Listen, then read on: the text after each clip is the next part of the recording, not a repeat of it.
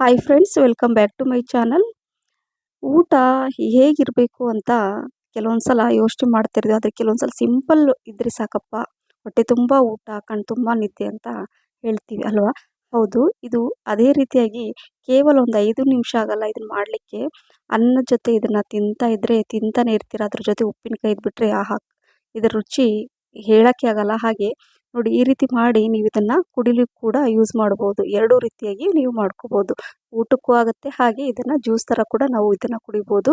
So ಬನ್ನಿ ಯಾವ ರೀತಿ ಮಾಡೋದು ಅಂತ ನೋಡೋಣ. ಇಲ್ಲಿಗೂ ನೋಡಿ, ಮೊಸರು ಒಂದು ಅರ್ಧ ಲೀಟ್ರಷ್ಟು ಮೊಸರು ನಾನು ಅಂದರೆ ಹೆಪ್ಪಿಗೆ ಹಾಕಿದ್ದೆ ರಾತ್ರಿ ಹೊತ್ತು. ಈಗ ಇಲ್ಲಿ ನಾನು ಒಂದು ಮಿಕ್ಸಿ ಜಾರಲ್ಲಿ ಸ್ವಲ್ಪ ಶುಂಠಿ ತೊಗೊಂಡಿದ್ದೀನಿ, 1 ಸ್ಪೂನಷ್ಟು ಜೀರಿಗೆ, 4ರಿಂದ 5 ಹಸಿಮೆಣಸಿನ್ಕಾಯಿ, ಮತ್ತು ಸ್ವಲ್ಪ ಜಾಸ್ತಿ ಪ್ರಮಾಣದಲ್ಲಿ ಪುದೀನ ಸೊಪ್ಪು ಚೆನ್ನಾಗಿ ತೊಳೆದು ಇದರಲ್ಲಿ ಹಾಕಿದ್ದೀನಿ.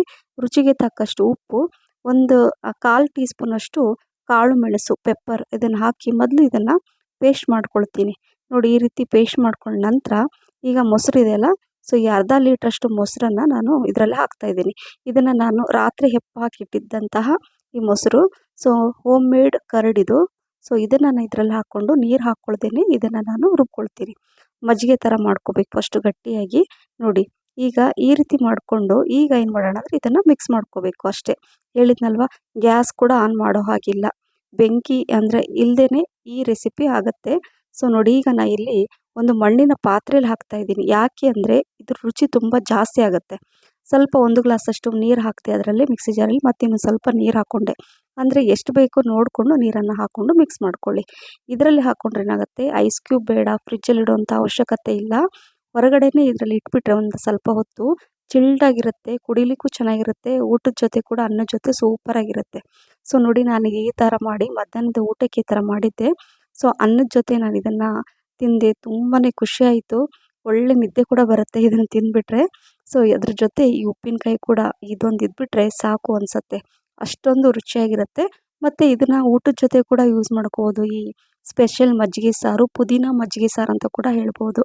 ಇದನ್ನು ಈ ಹಸಿಮೆಣಸಿನ್ಕಾಯಿ ಉಪ್ಪಿನಕಾಯಿ ಜೊತೆ ಇದನ್ನು ತಿಂತಾ ಇದ್ದರೆ ಆಹಾ, ಏನು ಚೆನ್ನಾಗಿರುತ್ತೆ ಗೊತ್ತಾ? ಸೊ ಅದು ಊಟದ ಜೊತೆ ಆಯ್ತಲ್ವ. ಸೊ ಹಾಗೆ ಮಜ್ಜಿಗೆ ಕೂಡ ಈ ಥರ ಈ ಸ್ಪೆಷಲ್ ಮಜ್ಜಿಗೆ ಕುಡಿತಾ ಇದ್ದರೆ ದೇಹಕ್ಕೆ ತುಂಬಾ ತಂಪು ಕೊಡುತ್ತೆ, ಕಣ್ಣು ತುಂಬ ನಿದ್ದೆ ಮಾಡ್ತೀರಾ ಅಂತ ಹೇಳ್ತಾ ಈ ರೆಸಿಪಿನ ಮಿಸ್ ಮಾಡದೆ ಮಾಡಿ.